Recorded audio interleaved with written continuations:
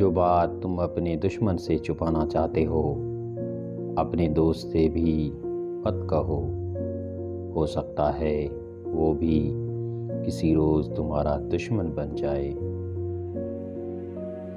ہاتھ چھوڑ دینے والے کی اپنی اذیت ہے اور ہاتھ چھڑوانے والے کی اپنی کہانی، لیکن اس عمل میں محبت یتیم ہو جاتی ہے۔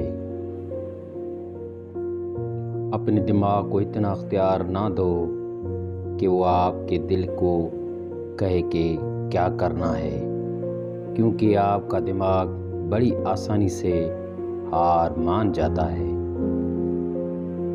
اس غریبی سے پناہ مانگو جو مایوس کر دیتی ہے، اور اس مال سے پناہ مانگو جو مغرور کر دیتا ہے۔ انسان ایک غافل منصوبہ ساز ہے جو اپنی زندگی کی پلاننگ میں موت کو شامل ہی نہیں کرتا۔ زندگی کی جنگ اپنے بلبوتے پر لڑنی پڑتی ہے، لوگ صرف مشورہ دیتے ہیں، ساتھ نہیں۔ انسان بھی کیا عجیب مخلوق ہے، جیتا ایسے ہے جیسے کبھی مرے گا ہی نہیں، اور مرتا ایسے ہے جیسے کبھی جیا ہی نہیں۔ جو شخص لوگوں سے کنارہ کشی کرتا ہے تو اس سے مل، اور جو شخص لوگوں سے ملنے کا عادی ہو اس سے کنارہ کشی کر۔ جو لوگ مخلص ہوتے ہیں وہ دعویٰ نہیں کرتے، اور جو اخلاص سے خالی ہوتے ہیں ان کی زبان پر دعوے ہوتے ہیں۔ علم کا کمال یہ ہے کہ پڑھتے پڑھتے اس مقام پر پہنچ جاؤ کہ بالآخر تمہیں یہ کہنا پڑے کہ ہم کچھ نہیں جانتے۔ جب دعاؤں اور کوششوں سے بھی بات نہ بنے تو فیصلہ اللہ پر چھوڑ دو۔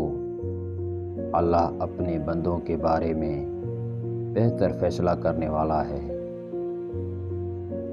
انسان نے محسوس کرنا اس لیے چھوڑ دیا ہے کیونکہ اسے ان چیزوں سے محبت ہو گئی ہے جن میں احساس نہیں۔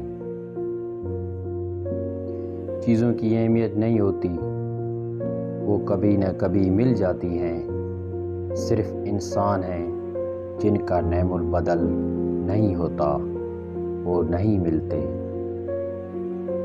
ہم ضرورت پڑنے پر ضرورت مند بن جاتے ہیں اور ضرورت ختم ہونے پر غیرت مند، مگر احسان مند کبھی نہیں بنتے۔